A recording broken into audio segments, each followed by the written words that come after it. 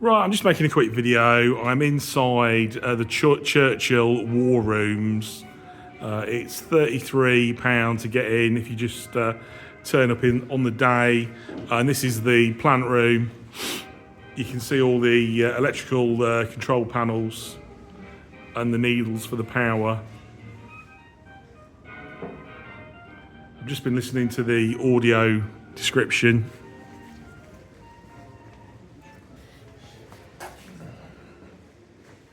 And they were on about the air supply. If you look up here, there's air ducting with valves to ensure that fresh air got into the Churchill's war rooms, and Royal Marines would stand guard at the doorways armed if there was any meetings going on in case there was a surprise German attack. It doesn't look too bad. It doesn't, at the minute, we haven't gone down. I thought it'd be quite deep underground, but we're only probably not very far. But let's just see what else we see.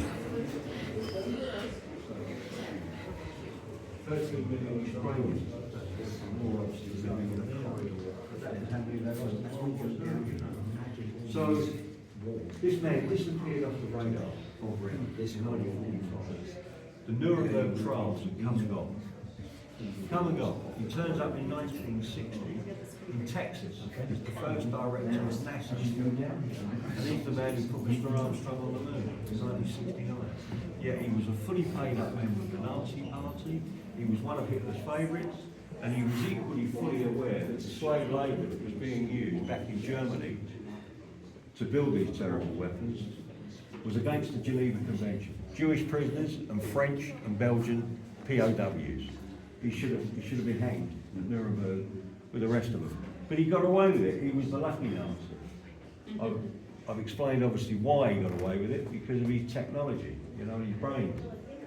Pick his brains. The Americans said, you come and work for us, you haven't had a past. Unbelievable, wasn't it? And when the Americans overran the camp at the end of the war, a place called Nordhausen in southern Germany, they found in all these caves that have been dug out by hand, by the way, and disused mines, where all these weapons were being built, hundreds of people there, worked to death, starved, beaten. It was like a scene out of Dante's Inferno, and Von Braun was aware of that. And the guy that sourced the guy that sourced the slave labour for him, a man called Sauckel, German industrialist, that sourced all those thousands of people to build these weapons, he was hanged at Nuremberg. So by God, Von Braun was a very lucky man, wasn't he? And he lived out the rest of his life in Alabama, a place called Huntsville.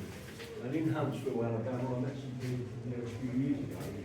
And they said, Von Braun, This is a BBC broadcasting room. Obviously, I suppose, like if Churchill had to make an announcement,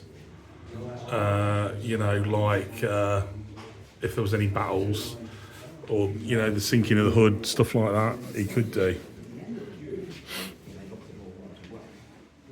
This is just showing you the living quarters. Somebody on a switchboard, a bed, a tin helmet and a gas mask.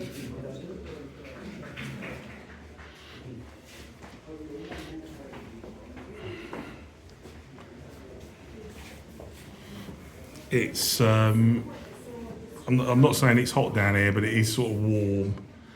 You can imagine sort of working down here for long periods of time, not seeing the daylight. Wouldn't be all that pleasant. They literally came in and locked everything down. So that taking people they were talking about will stop right at the outside. After that, you know where they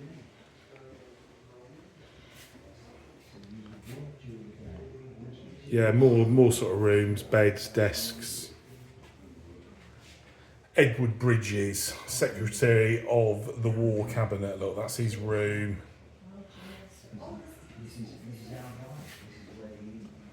You can't imagine MPs now doing this, can you?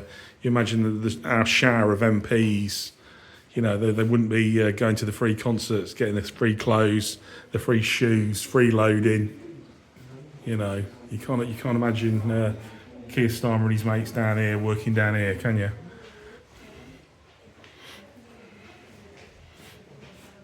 I would say it's very utilitarian. You know, like the wood. It's not fancy. It's just for a purpose, isn't it? You know.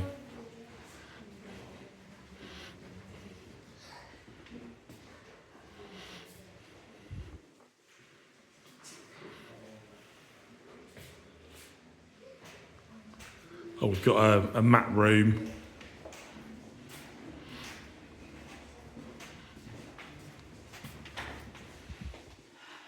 It's showing you the Czechoslovakia. I don't know if you can see because it is quite dark, but Czechoslovakia, the lines, looks like trench lines of where the enemy would be.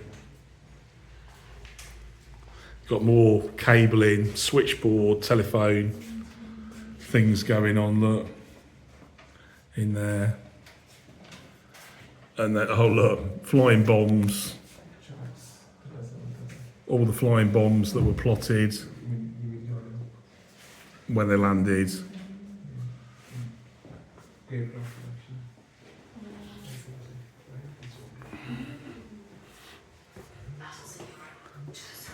Got another map room.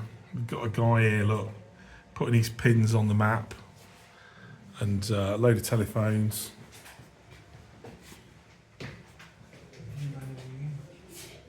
But on the telephones, it's got scramble. It's got a button, scramble, normal. So if you want to make a secret call, you can.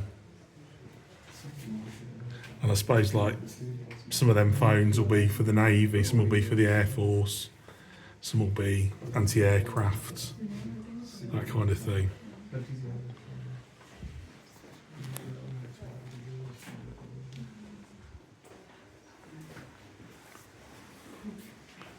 You've got another map room.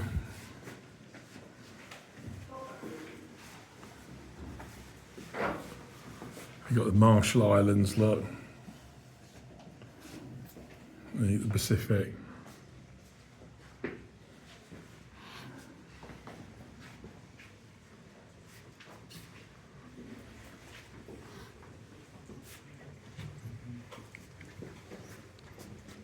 So you've got a Churchill's bedroom office. So this is where Churchill would have slept and been in his office. Map on the wall. Reasonable desk.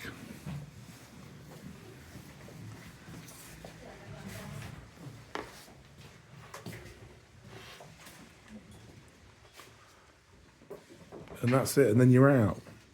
You're into the shop, look.